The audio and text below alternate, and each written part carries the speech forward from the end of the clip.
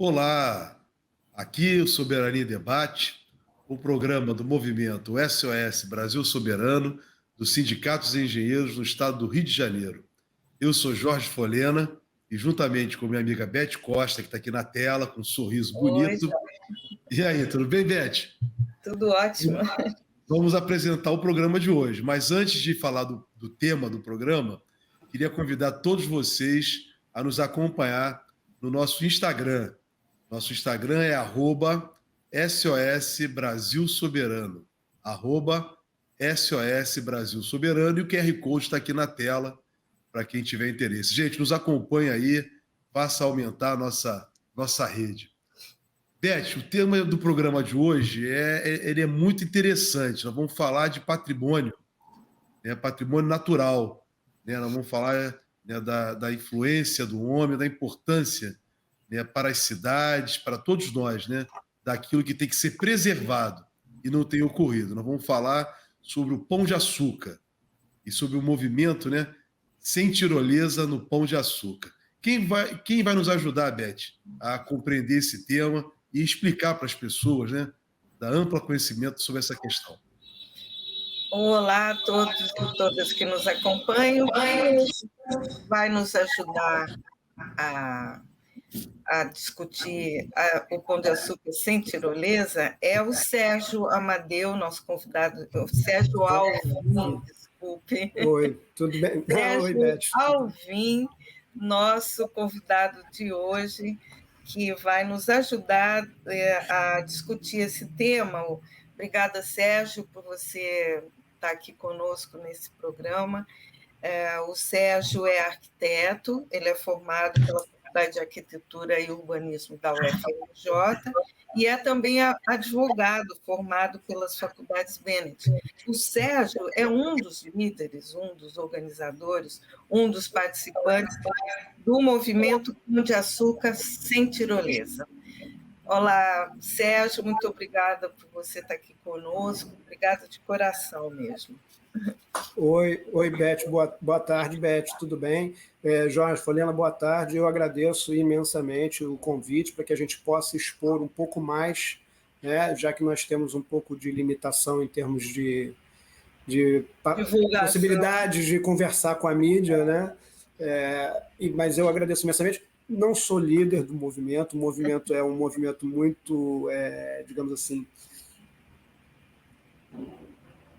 ele é muito orgânico, né? Várias pessoas entraram, começou um pouco com os montanhistas, mas tem pessoal da Associação de Moradores, tem advogados, tem biólogos, tem várias pessoas, enfim, tem até psicanalistas, enfim, historiadores. É um movimento bem orgânico e que me surpreende muito, né? Que saiu de como as pessoas imaginam, e às vezes até de uma forma para descredibilizar ou diminuir, dizem sempre que é restrito aos moradores da URCA, é restrito à questão do pessoal de meio ambiente ou de montanha. Não, é uma coisa que tem sim chamado a atenção de vários segmentos da sociedade, tanto é que tem cartas de apoio de várias áreas técnicas, inclusive engenheiros, arquitetos, geólogos, psicólogos, enfim, e é importante a gente poder ter a chance de falar um pouco sobre isso. Eu agradeço e espero tentar esclarecer o máximo possível sobre o que tem acontecido. Ótimo, Sérgio. Então, é exatamente isso que a gente quer localizar a questão. Então, vamos, historicamente, né, começar uma conversa. No dia 12 de janeiro deste ano, depois de uma chuva muito forte, uma mancha branca foi registrada por um grupo de montanhistas na encosta do Pão de Açúcar. Essa mancha foi divulgada e, a partir da divulgação dessa imagem, os cariocas, os brasileiros e até o mundo ficaram sabendo de uma obra que já tinha sido iniciada no ano passado, né, para a construção de uma tirolesa entre o Pão de Açúcar e o Morro da Urca. Um local tombado e protegido, declarado Patrimônio Mundial pela Unesco.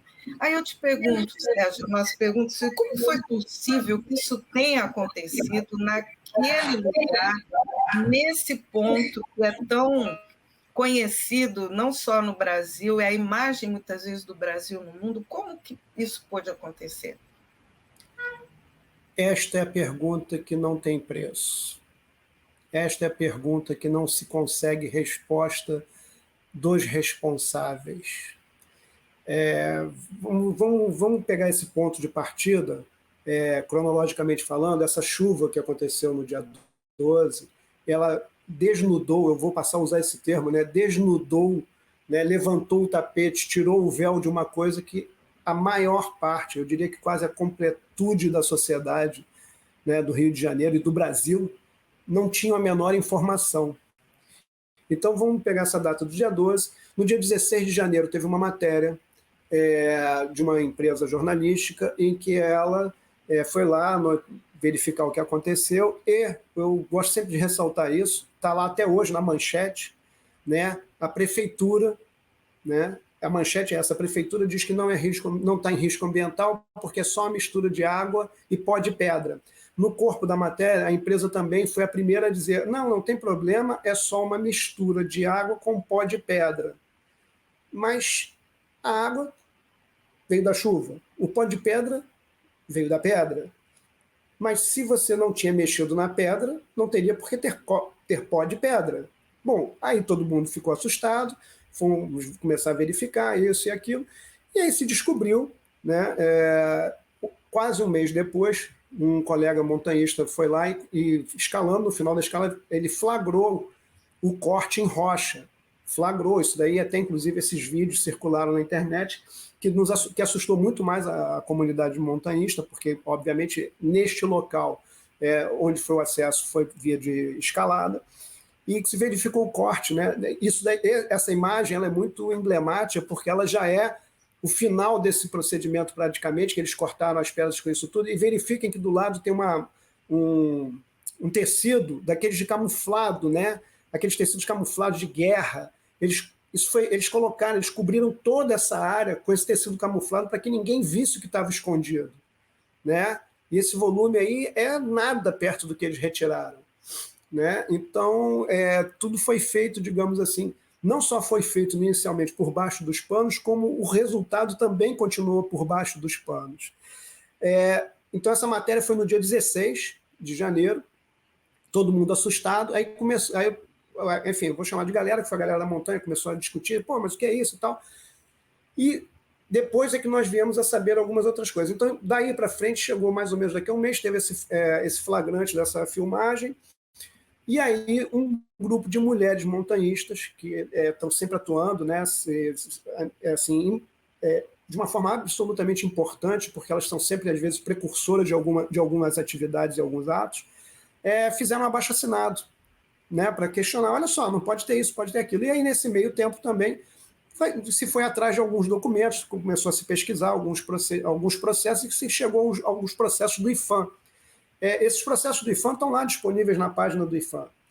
E, de acordo com esses processos, a gente vasculha, quer dizer, um grupo de pessoas vasculhando esses processos, eu também, porque eu tenho a facilidade de ser arquiteto e de ser advogado, então o processo tem plantas técnicas e tem relatórios técnicos e também relatórios jurídicos para tentar dar uma explicação para esse tipo de autorização. E nós fomos verificando as questões, inclusive no dia 17 de janeiro, tem um despacho de número 187, agora de 2023, em que o IPHAN diz categoricamente que não existia em nenhum momento informação da empresa de que haveria corte de rocha. Não existia uma informação escrita, não existia uma informação técnica, não existia uma informação gráfica, seja uma planta de arquitetura, uma planta de instalação, uma planta de fundação. Ou seja, até o dia dessa chuva e até o dia 17 de janeiro, nunca houve por parte da empresa a informação de que seria feito esse corte em rocha. Vamos simplificar. Os órgãos públicos receberam a informação A, acreditaram na informação A, autorizaram a informação A, entretanto, a empresa decidiu fazer a situação B, a informação B. Ela decidiu, porque ela decidiu. Eu não tenho que dar satisfações a ninguém. E só aconteceu isso graças aos elementos da natureza, que as pessoas não prezam muito, mas graças a este elemento da natureza, chuva, que desnudou este tipo de atitude, é que nós tivemos a oportunidade de começar a entender ou tentar entender o que está acontecendo. E, obviamente, a gente ficou muito claro que esse brinquedo, né, que a gente está, todo mundo, inclusive, começa a chamar a tirolesa, a questão da tirolesa, vamos chamar de brinquedo, esse brinquedo, ele é a ponta do iceberg. Ele é como se fosse, na verdade, o seguinte, ele é um fusquinha, aquele fusquinha bonitinho dos anos 60, 70, 50, aquele fusquinha bonitinho que está andando direitinho, mas está andando direitinho. Só que atrás desse fusca tem uma jamanta sem freio, tem uma jamanta desenfreada, carregada, descendo a ladeira, que significa master plan, significa um dos objetivos da empresa, que é o quê? Ampliar a sua área de construção, ampliar as suas atividades lá em cima, nos 3, seja na Praia Vermelha, são 3 estações, né? Então vamos referir a Praia Vermelha, Morro da Urca e o Pão de Açúcar, fazendo com que ela está pedindo dentro do seu quadro de áreas, veja, é bom a gente frisar desde o começo, eu até esqueci, tudo que nós estamos falando, tudo que foi apresentado ao Ministério Público Federal, exceto um laudo ou um parecer de um geólogo conhecido que estuda aquele local há muitos anos, ele inclusive tem, salvo engano, um trabalho de mestrado específico sobre aquela montanha. Tá? Fora isso, tudo que nós estamos colocando, apresentando, questionando, debatendo e tentando mostrar para a sociedade é documento produzido pela própria empresa ou pelos próprios órgãos gestores, né, os próprios órgãos públicos gestores que deveriam cuidar, conforme a lei, do patrimônio, do meio ambiente, mas que estão fazendo algumas autorizações que são absolutamente incongruentes. Então, é muito importante a gente frisar isso. Não há nenhum tipo de informação, achismo, não se criou nada. A gente está usando só as informações que nós obtivemos nos processos. Aqui eu vou até abrir um parênteses aqui para só... aquela coisa, nós vamos um pouco no tempo e voltamos um pouco, mas quando o Ministério Público Federal instaurou o inquérito civil público, que é um procedimento preparatório para a ação civil pública, com algumas das informações que nós tivemos, o Ministério Público Federal fez o seguinte, ele pediu para o IPHAN, ele mandou uma requisição, um ofício para o IPHAN, requerendo que o IPHAN entregasse em 5 dias a cópia das licenças que autorizaram essas intervenções e os processos. Aí, um funcionário do IPHAN, eu não... Vejo, de cabeça eu não vou lembrar todos os nomes e as datas, mas isso está em todos os documentos, está nos processos do IPHAN. Um funcionário do IPHAN disse, não, 25 dias é muito pouco, chefe. Aí pedi para o chefe, pedi para o outro chefe, olha, pede 20 dias. Aí o chefe 1 passa para o chefe 2, para o chefe 3, aí chega na superintendência e tal, e diz assim, não, olha, senhor procurador federal, vamos pedir 20 dias, porque 5 dias é muito pouco para a gente juntar essa documentação e lhe entregar. Documento produzido pelo próprio IPHAN, documento que o procurador federal precisava de ter nas suas mãos para que ele avaliasse as situações, porque ele tem que avaliar corretamente, ele tem que avaliar o que está sendo questionado, o que está sendo denunciado, com os elementos que tem em termos de processos, né, legalizados dentro das instituições públicas. Ele não pode agir sem ter essa confrontação de informações. O IPHAN pediu 20 dias para que fosse entregue esses processos. O processo do Pão de Açúcar e do Morro da Urca são só 3 processos. Os outros todos, são 10 processos ao todo, mas os outros são do Master Plan, são outras coisas. Mas destes processos são só 3. Mas vamos admitir que fossem os 10 processos. Qualquer um de... Doutor Jorge, doutora Beth, ou qualquer pessoa que esteja assistindo, pode fazer o seguinte, eu posso botar aqui, eu posso indicar o número dos 10 processos e desafio a qualquer pessoa entrar no site do IPHAN, colocar o número dos 10 processos e baixar todos os 10 processos. Eu desafio que leve mais do que 20 minutos. Tá bom, que seja 1 hora. Não tem explicação plausível para que esse pedido do IPHAN, pedindo mais 20 dias de prazo, para que um órgão público fiscalizador da lei, que é o Ministério Público, tivesse a informação que ele pediu. Não há absolutamente a menor justificativa para isso.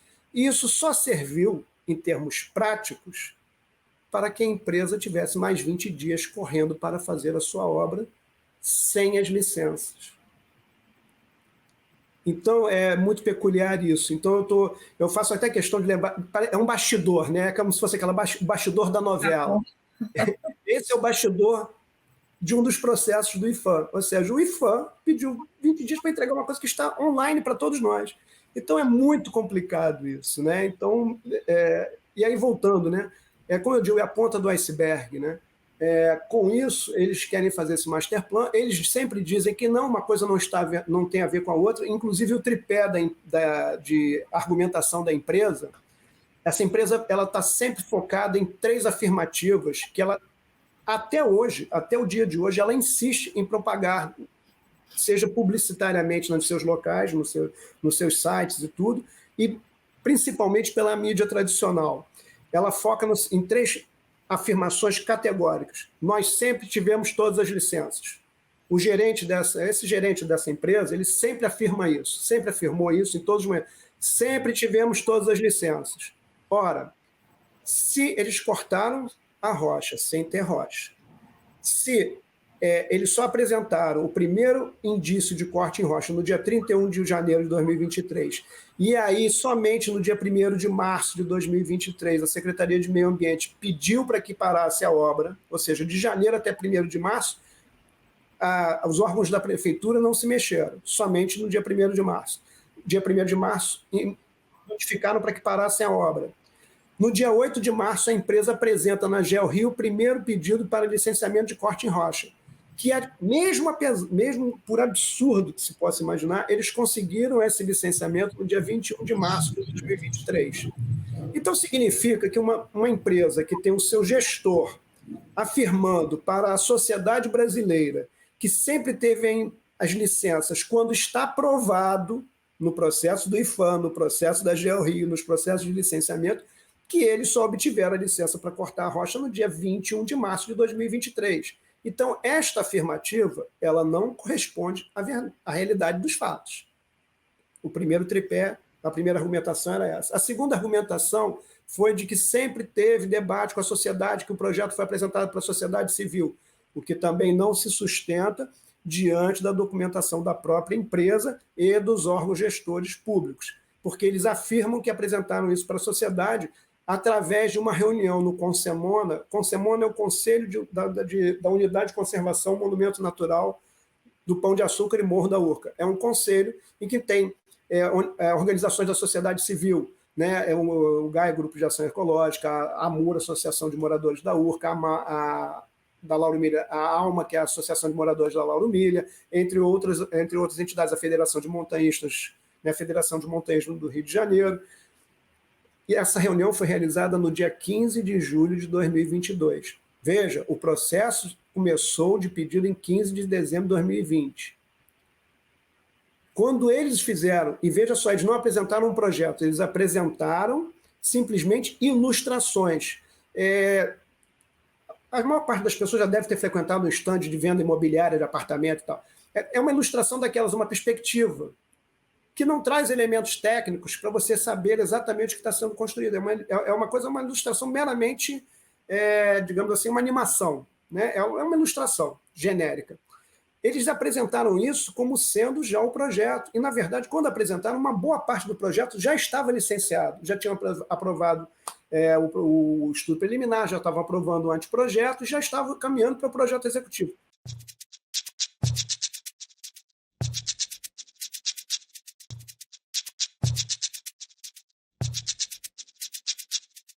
Não, o Sérgio, você está colocando, isso é muito grave tudo que você está colocando, porque nós estamos diante aqui, né, eu estou te dando esse corte exatamente para destacar, nós estamos diante, né, o Pão de Açúcar, ele é um patrimônio tombado, né, pelo IPHAN e pela Unesco. Outra coisa que esse processo todo está me vindo à mente, né, só para fazer uma comparação, e o comportamento do governo do Bolsonaro, por parte do Ministério do Meio Ambiente, né, que não tinha nenhuma preocupação ambiental, inclusive permitindo construção, mudando portarias do CONAMA para construção de área de manguezais.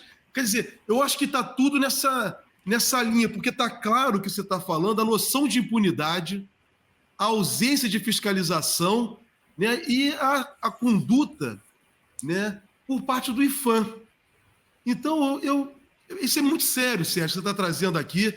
eu tenho, assim, acho que as pessoas não têm compreensão disso, né? É o abuso do poder econômico, né? Uma empresa que está praticando abuso de poder econômico. Aí, queria que você destacasse, explicasse melhor para todo mundo, né? O que está por trás disso economicamente, porque toda a sua fala até aqui já deixou claro que houve violação ao tombamento, ao meio ambiente, e quer dizer, é um desrespeito total à sociedade. Agora, o que está por trás disso? Você falou que tem uma empresa que quer construir, ampliar seu espaço. Qual é a questão econômica disso, Sérgio? Jorge, eu vou pedir só licença, eu vou responder a sua pergunta só para concluir um pouquinho, para ficar essa construção da argumentação bem clara. Então, só retomando, eles têm um tripé de argumentação que tinham todas as licenças. Isso eu acabei de falar e a gente já provou, e tanto é que o Ministério Público, tudo que nós fizemos, tudo que nós falamos, proveniente dessa documentação produzida pela empresa e pelos órgãos públicos, foi colocado à disposição do Ministério Público, tanto que isso gerou ação civil pública. Não é uma questão de achismo, de briga de vizinho, não é nada disso, não é uma questão menor como algumas pessoas querem colocar, né? Tanto tem fundamento que virou uma ação judicial, tanto tem fundamento que um juiz deu uma liminar muito bem fundamentada, tem um fundamento que, diante de um recurso, para que eles querem continuar a obra de qualquer forma, porque se continuar a obra de qualquer forma, é fato consumado e não tem mais o que discutir. E um desembargador entendeu que deveria manter a suspensão, por isso nós confiamos profundamente na justiça, né, de que seja mantido isso, para que antes de qualquer passo da empresa daqui para frente, tudo seja esclarecido, tudo seja verificado corretamente, inclusive os descumprimentos de normas legais muito claras. Você que é advogado, me permita, eu não estou querendo ensinar nada aqui, mas está lá o Decreto-Lei 25 de 1937, no artigo 17, ele posso me enganar num outro detalhe muito pequeno, mas é basicamente o seguinte: os bens tombados, as coisas tombadas, em caso nenhum, eu vou repetir, em caso nenhum, podem ser destruídas, demolidas ou mutiladas. Pelo que eu me lembro e do que a gente estuda no direito, do que a gente pratica no direito, é o que a gente pode dizer de uma norma taxativa. Ela não permite, né, flexibilização. Está bem claro, em caso nenhum. Ponto. Né? E, apesar desta regra, que é obrigatória para o IPHAN, mesmo a despeito de reconhecer que em nenhum momento foi informada, concedeu a continuação dessa obra. E só para fazer um parênteses, depois a gente volta sobre a questão econômica. Numa apresentação do presidente do IPHAN, aquele senhor, enfim, esqueci o nome daquele senhor, o presidente do IPHAN disse que, não, olha, o IPHAN não tem competência para discutir a questão de geologia, isso e tal. Mas se o senhor não tem competência, como é que vocês autorizaram a continuação da obra sem nenhum laudo, sem nenhuma planta sobre isso?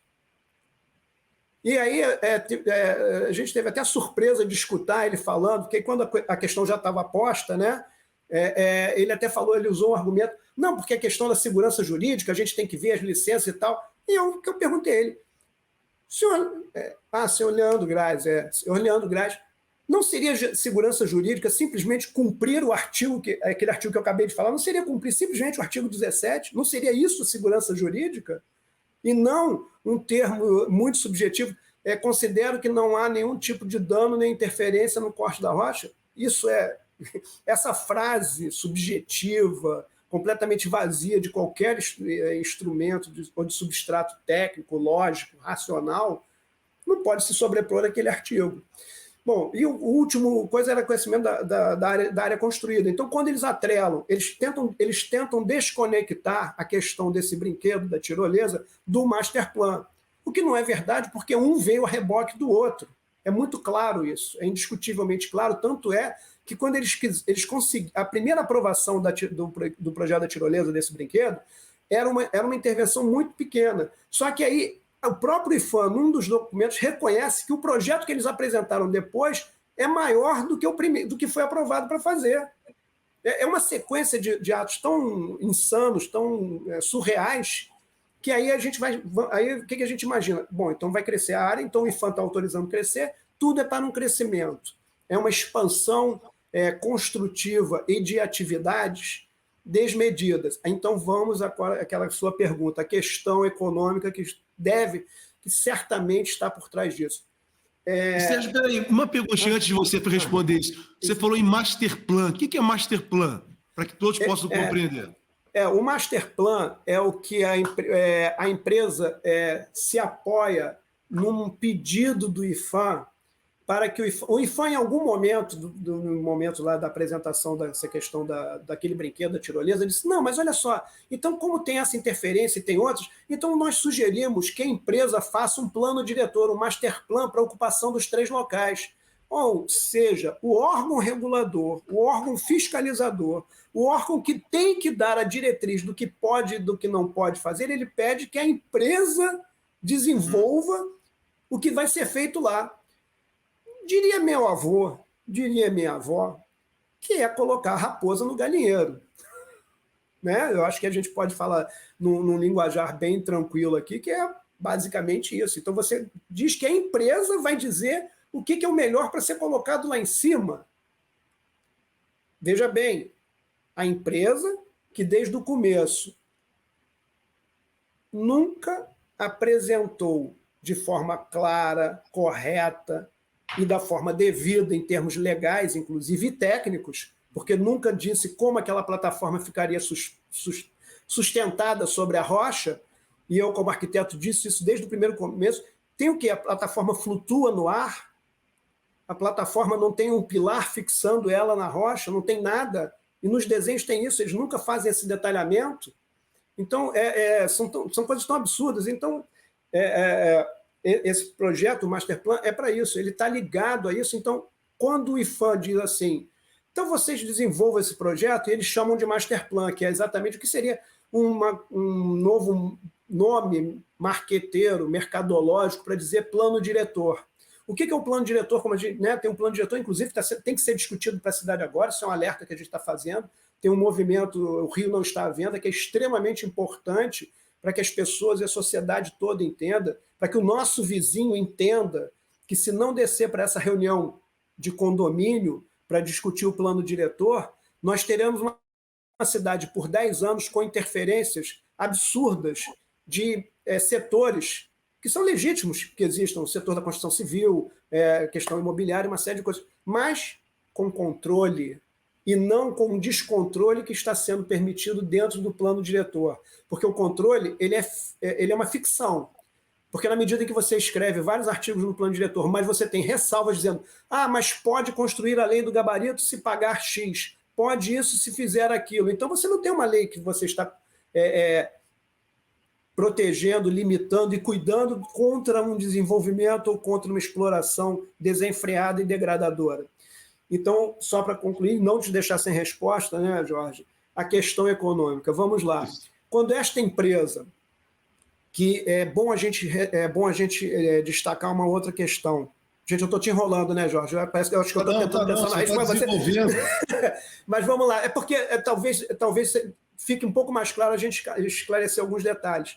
A empresa, a Companhia Caminho Aéreo Pão de Açúcar, ela ganhou a primeira autorização em 1909, renovada em 1939, por 30 anos, e renovada de novo em 1969, por mais 30 anos, que venceu em 29 de maio de 1999. O que significa dizer que, juridicamente, a empresa está ocupando um lugar sem o devido concessão de uso de um bem público. Há 24 anos a empresa está lá sem esta concessão. Isso ninguém fala. Isso, o jornalismo investigativo, que é tão bom para descobrir algumas coisas, não fala sobre isso, que uma empresa está lá ocupando um bem público, que significa que é um bem de todos, que é um bem da sociedade, sem qualquer tipo de contrato de concessão. E aí o que acontece?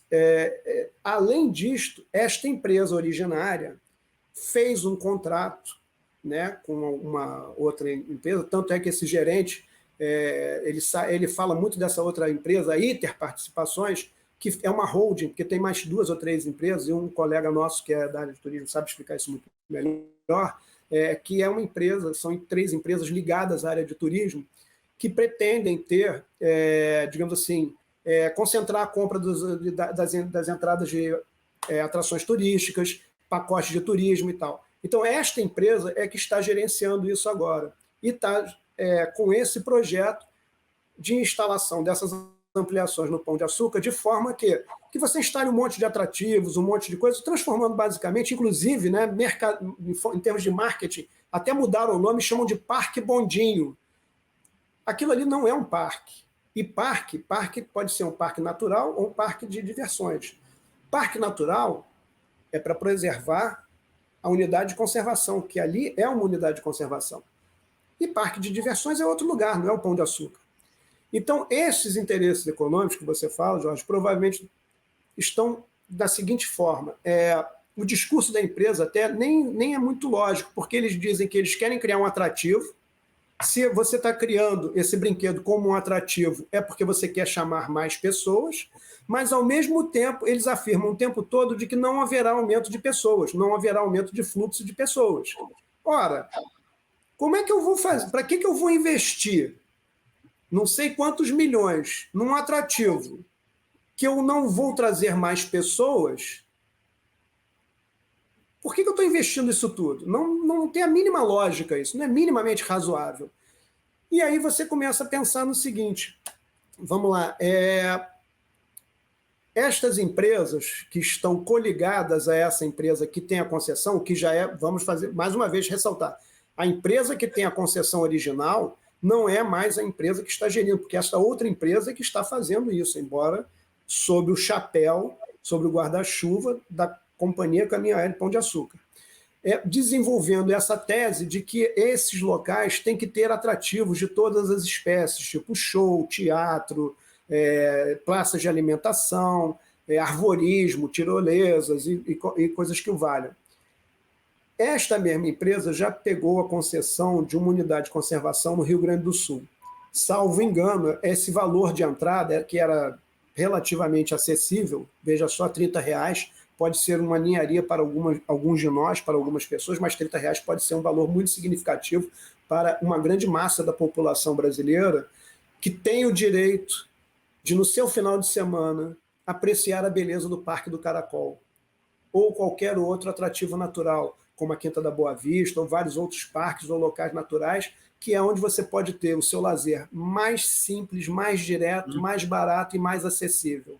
Passou de R$30 para R$75, salvo engano, e talvez com mais aumentos daqui para frente. Então, o que nós temos? Se nós formos na página do BNDES e verificarmos lá que tem um programa de parceria público-privada, que o BNDES vai financiar, ou seja, existe uma linha de financiamento para parcerias público-privadas. E que empresas têm interesse em fazer isso. Que eu acho legítimo que o governo se junte à iniciativa privada em determinadas situações para que as coisas possam ser equilibradas. Mas a que custo? A que preço? E com que forma de fiscalização e contrapartida? Porque o que acontece? Se existe esse planejamento e esta empresa já falou que tem interesse em ampliar seus atrativos, suas atividades ali, e, obviamente, essas empresas estão investindo muito dinheiro nesse brinquedo, não é só pelo brinquedo, não é só por esse atrativo. E se já tem o objetivo de pegar uma unidade de conservação, o terá com outras unidades de conservação, certamente, porque está lidando com turismo. O que significa isso? É uma grande possibilidade é que esse turismo se torne um turismo, na verdade, predatório, um turismo de degradação, porque você vai fazer o quê? Você vai fazer com que se permita, se esse raciocínio seguir, né, imagina, toda empresa que pegar uma unidade de conservação para utilizar, para fazer o seu gerenciamento, se for só ela que for a determinadora, né, a orientadora do tipo de coisas que serão instaladas lá, você não tem controle, o poder público não tem o menor controle, nem a sociedade, porque, inclusive, como foi visto, esses projetos foram feitos absolutamente por baixo do debate público, não houve debate público, não há absolutamente a menor transparência sobre isso. Significa dizer o quê? Que existe uma possibilidade desta massa de dinheiro ser entregue para determinadas empresas para que elas façam esse tipo de utilização nas unidades de conservação, nos parques nacionais, parques municipais ou parques estaduais, né? Então, a questão que está posta é qual é a política que vai ser implementada para essas ocupações. A que custo e com que tipo de participação? Né? Porque se você vai pegar digamos, o Parque Nacional da Serra dos Órgãos, né, o Parque Nacional de Itatiaia, vai entregar para uma empresa, para a empresa gerenciar, fazer isso, aquilo, quem é que vai fiscalizar? Quem é que vai determinar as regras de utilização ou de execução de determinadas benfeitorias?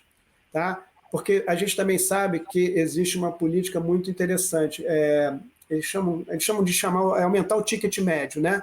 O que é isso? Que é basicamente o que se pretende fazer no Pão de Açúcar. Criar situações para que a pessoa no Pão de Açúcar fique mais tempo no Pão de Açúcar e gaste mais lá. Só que esse discurso da empresa de que é um benefício para a sociedade, é um benefício para o país, é um benefício para o turismo, ele também não se sustenta. Porque na medida em que eu faço com que o turista, que tem uma grande massa dos turistas, ficam pouquíssimos dias na cidade. Se você vai num ponto turístico e você visita, você perde metade do seu dia, praticamente, ou mais da metade do seu dia lá, significa que você não foi a outros pontos, ou você vai deixar de ir a outros pontos, talvez por contratempo do sistema de transporte nosso, que não é absolutamente precário, eu diria. Na verdade, você não está incentivando o turismo, você está transferindo que o turista gaste mais dinheiro num único atrativo, empobrecendo outros atrativos. Né? E aí, a que custo? A questão, basicamente, é a seguinte, são várias questões, né?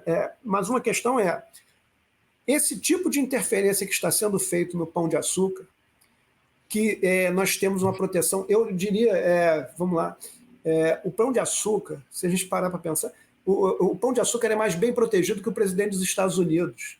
O Pão de Açúcar tem legislação federal, estadual e municipal, de várias ordens, urbanística, ambiental, tem um leque de legislação protetiva enorme. E se você imaginar que, apesar dessa redoma protetiva, né, de leis, apesar de tudo isso, os gestores públicos afastam isso, jogam fora essas leis, com o raciocínio de que veja só, um pretenso benefício econômico do turismo, que é pretenso, porque não há nenhum plano, não há nenhuma estatística, não há nenhuma pesquisa, não se pesquisa quantos turistas descem do Galeão do Santos Dumont, não há uma pesquisa quantitativa, qualitativa de nada disso. Com todo respeito, é um grande achismo. Né? Se você vê uma fila de turistas no Corcovado, uma fila de turistas no Pão de Açúcar, aquela fila enorme, você está achando, como disse o nosso colega Christian, achando que a cidade está cheia de turistas. Não, tem um gargalo ali que não está funcionando bem. Não é porque está cheio de turistas.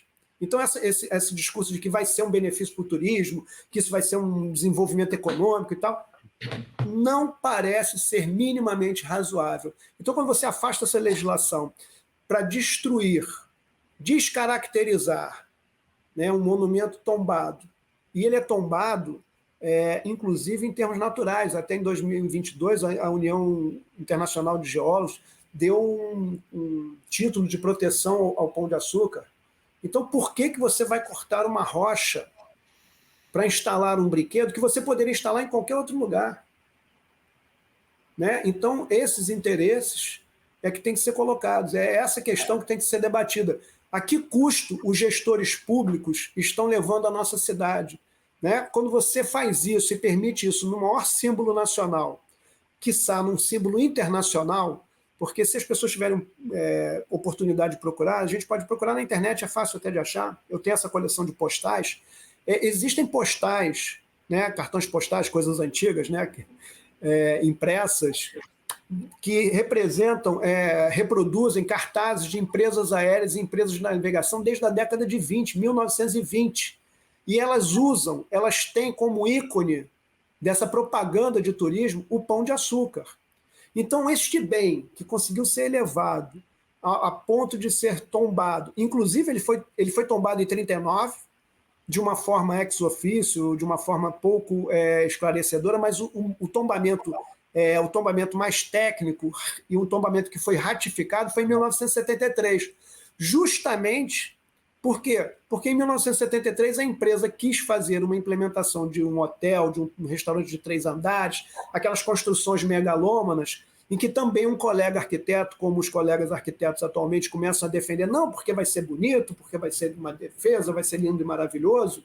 Isso causou uma reação na sociedade brasileira de tal ordem que o Pão de Açúcar teve que ser ratificado o seu tombamento de 39. As pessoas falam muito de 73, mas ele foi tombado em 1939. Em 73 houve uma ratificação muito firme, muito clara, muito coerente, onde ela diz claramente o monumento natural. Se a gente fala em monumento natural, é a montanha. Não é, como disse aquele senhor do IFAM, é a paisagem. A paisagem ela entra dentro de um contexto que, aliás, como você falou, Jorge, a Unesco não tombou, tecnicamente não é tombamento, tecnicamente ela dá um título de patrimônio mundial. E como ontem no evento, e como ela já explicou isso de outras vezes, a ex-ministra da Cultura, Ana de Holanda, ela foi muito clara. Foi um trabalho de 10 anos de historiadores, arquitetos, explicando, mostrando a importância daquele lugar. E a Unesco ela já tinha algumas qualificações para alguns patrimônios mundiais, mas não tinha um que encaixasse. E ela criou, veja só, a importância desse monumento. A Unesco criou esse título de paisagem cultural entre o mar e a montanha para o Pão de Açúcar. E este título pode ser perdido porque as pessoas acham, ou porque algumas pessoas acham, que o desenvolvimento, veja bem, muito entre aspas, tá? Desenvolvimento econômico, né? Geração de emprego, que pode ocorrer sim, mas não será no nível que as pessoas estão imaginando.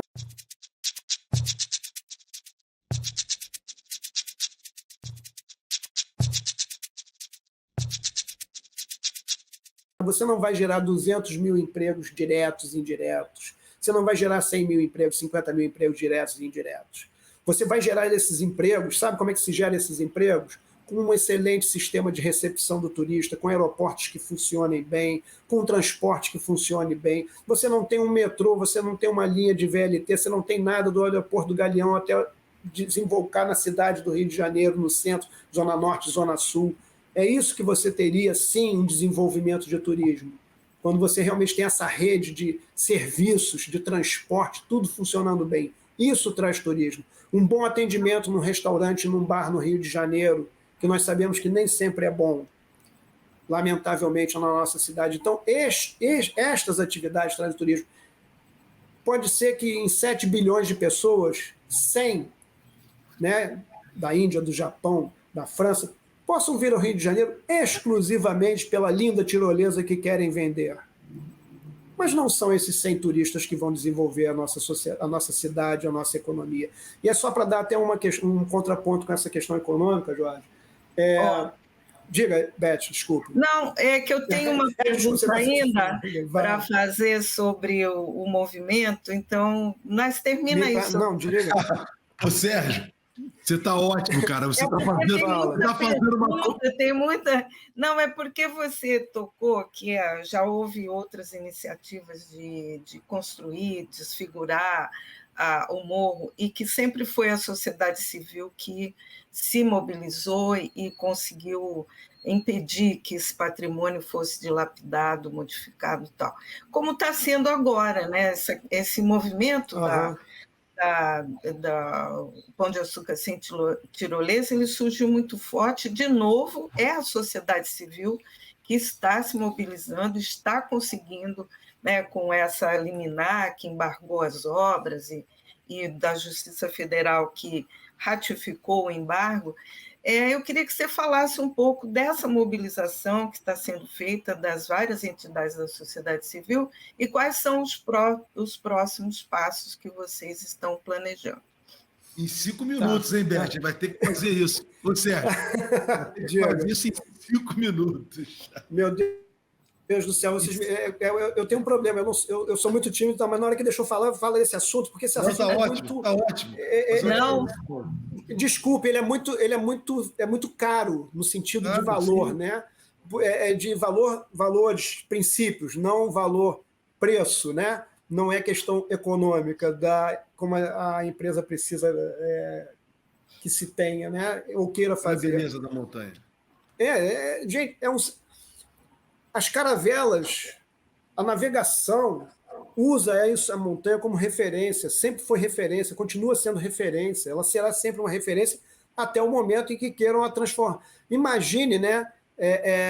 Só rapidamente, tentando ser rápido, na medida em que se abrir esse precedente, se admitir esse raciocínio espúrio, absurdo, rasteiro, Isso. que essa entidade IPHAN está usando para justificar esse corte de rocha, dizendo, não tem nenhum problema, até chega um argumento, eu diria, pueril para ser educado, quando esse representante do IPHAN diz assim, não, o que é tantos metros cúbicos, 60 caçambas de rocha, diante do tamanho daquela montanha? Seria, talvez, um indicativo da vaidade desta pessoa que imaginaria o seu rosto estampado nessa montanha, tal qual aquele Monte Rushmore nos Estados Unidos, em que se esculpiu o rosto de pessoas ditas importantes. É isso que se espera para essa cidade? Quer dizer, a gente está nesse tipo de raciocínio ainda, que se pode esculpir, cortar ou diminuir ou fazer qualquer tipo de intervenção dessa em prol de um desenvolvimento econômico que é fictício? É essa a questão. Beth, você me perguntou sobre a questão dos próximos passos e como é que surgiu isso, né? Essa atividade, certo? Foi mais ou menos isso, né? É sempre a sociedade civil que tem se mobilizado. Isso. Então a gente vamos usar um título de um filme antigo, De Volta para o Futuro. Nós estamos 50 anos depois tendo que fazer a mesma coisa que pessoas absolutamente com expressão muito maior do que todos nós juntos. A gente está falando de Carlos Drummond de Andrade, de Janeira, Fernando Sabino, intelectuais, Austragésimo de Ataíde, de intelectuais que se mobilizaram para mostrar o quão absurdo é esse tipo de raciocínio, o desenvolvimentismo, a exploração, a ampliação econômica ou de atividade de forma desmedida, como se isso fosse o melhor para a sociedade. Né? O dia que o meio ambiente acabar, não existe o homem, gente. O dia que não tiver água, nós não existimos. O dia que não tiver mar, não tiver nada. Está aqui hoje, calor de 39 graus no inverno do Rio de Janeiro. Será que nem assim as pessoas conseguem entender que algumas coisas devem ter paradeiro? Por que existem leis? Por que existem limitações? Porque eu não posso tudo.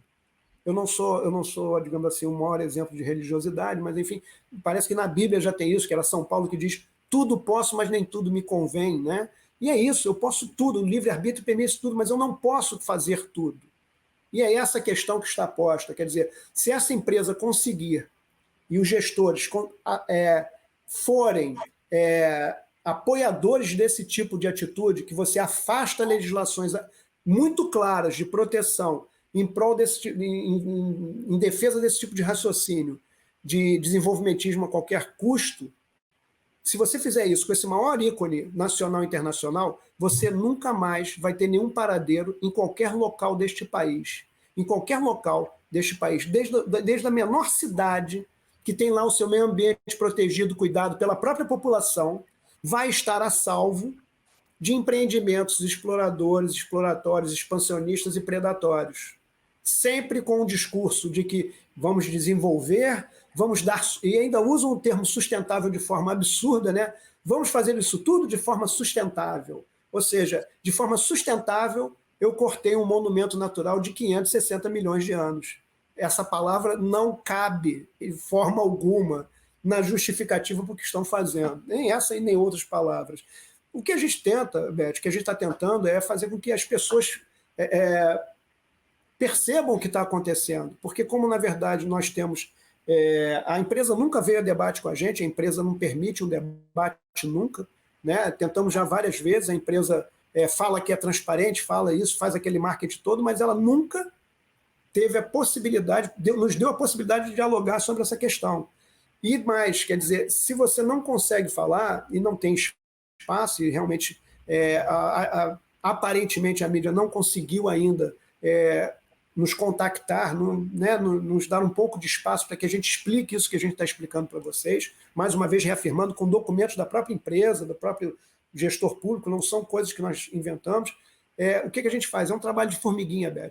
Lamentavelmente é um trabalho de formiguinha, mas é bom, é bonito, é bacana. Sabe por quê? Esse gerente dessa empresa disse: é uma meia dúzia de pessoas. Que bom que essa meia dúzia de pessoas se juntou, com mais outra meia dúzia, com mais uma meia dúzia, com mais 28 mil, quase 28 mil assinaturas de um abaixo-assinado, que as pessoas dizem: o abaixo-assinado não vai dar em nada, não serve para nada. Eu não sei se eu posso usar isso como exemplo, mas o fato é muito bom ter encontrado várias pessoas que talvez eu não encontraria em outras situações, que estão unidas nisso, assim como vocês, de uma forma muito... eu diria até prazerosa, porque eu comecei a falar como eu nunca falo, né? Assim, enfim, a acolhida foi tão boa que eu comecei a falar desenfreadamente. É isso, é porque a gente está aqui para isso. Os próximos passos são o seguinte: a gente tentar, mais uma vez, incentivar, reconhecer e agradecer o trabalho da Justiça, o trabalho do Ministério Público Federal, que tem compreendido a importância da questão e que a gente tenha a possibilidade de ter outros espaços como esse que vocês estão oferecendo aqui para o movimento, para que a gente possa expor a situação do que está acontecendo, para que as pessoas tenham compreensão real da situação. Vamos realmente entregar esse bem a esse tipo de exploração a qualquer preço, sabendo que se hoje eu abro esse precedente desse tipo de exploração, desse tipo de intervenção, amanhã ou depois será justificativa para fazer mais um corte na rocha, fazer mais uma construção, e não só no Pão de Açúcar, no Morro da Urca, mas em qualquer outra montanha, no Pico da Bandeira, no Pico da Neblina, no Itatiaia, no Monte Pascoal, ou no Manguezal, ou no Pantanal, ou em qualquer outro local.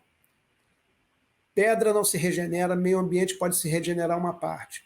E ser humano, depois que estiver caminhando para a extinção, eu não sei o que será possível se regenerar de ser humano quando nós estivermos caminhando para a extinção. Todo mundo acha que vai ser lá na frente, mas o calor do Rio de Janeiro é hoje, no pleno inverno, né? Isso aí, Sérgio. Olha, Beth, muito importante esse programa, sabe, Sérgio? Porque o que revela esse caso, além de tudo que você denunciou, revela a importância da mobilização da sociedade, que vocês estão fazendo, e traz uma faceta muito triste da República Brasileira, que é o patrimonialismo, né, que se apropria do que é público como se fosse deles. Quer dizer, então a denúncia que vocês estão apresentando é muito importante, a mobilização da sociedade. E essas pessoas não têm o direito de se apropriar do que é público. Olha, gente, esse é o Soberania em Debate, o programa do movimento SOS Brasil Soberano dos Sindicatos e Engenheiros do Rio de Janeiro. Sérgio, suas despedidas finais. Sim. Bom, mais uma vez eu agradeço ao Soberania em Debate. Olha, agradeço a participação aqui no chat foi intensa, muito difícil. E desculpe, eu fui tão Não, foi ótimo. Depois eu fui tão indelicado que eu não dei nem espaço para as perguntas, né? Porque eu falei tanto que você não conseguiu nem parar para fazer as perguntas. Então, me manda que eu tento responder para as pessoas. Eu vou mais uma vez agradecer a você, o Soberania em Debate, né? O SOS Brasil, Soberania, os sindicatos engenheiros, que têm sido também uma fonte de apoio, ou seja, todas as entidades que estão apoiando, e fazer aqui, eu sempre esqueço que eu não sou muito ligado nessas coisas de internet e tal, mas por gentileza que as pessoas também sigam as nossas redes, é lá procurar Pão de Açúcar Sem Tirolesa, vai achar o Instagram, Facebook, Twitter, porque é muito importante também que as pessoas comecem a fazer o boca a boca para que isso seja ampliado, para que as pessoas entendam. E só para concluir rapidamente, desculpe, me dá mais um minuto, mais ou menos que nem o raciocínio do condomínio. Ninguém desce para a reunião de condomínio porque todo mundo acha muito chato. Mas se você não descer para a sua reunião de condomínio para proteger a sua casa, talvez você não tenha mais casa. Seja porque a casa vai ficar deteriorada, ou seja porque terão interferências, como no plano diretor, e que vão desvalorizar o imóvel onde você mora de tal forma, como vários locais na cidade do Rio de Janeiro, em que os imóveis valiam R$100 e hoje vale 10. A pessoa não tem nem como sair de onde está. Aí questão de milícia e outras ocupações, enfim. Mas, enfim, muito obrigado aí pela atenção mais uma vez. Desculpe então, aí ter tomado o tempo de vocês ter falado muito. Foi ótimo, e você nos avise, e nós estamos juntos aí nas próximas mobilizações que vocês precisarem. Vamos programar sim, Beth, eu aviso vocês. Aliás, vou ficar muito honrado se vocês puderem ir. acompanhem o Facebook, é muito interessante, tem muita informação, as redes sociais do movimento Pão de Açúcar Sem Tirolesa. Bom, então nós estamos encerrando nesse momento o nosso programa e esperando que as pessoas voltem na semana que vem para mais um debate sobre assuntos importantes para o nosso desenvolvimento e a nossa soberania. Obrigada, Sérgio. Obrigada a todos. Até semana que vem. Obrigado a vocês. Bom descanso para todos.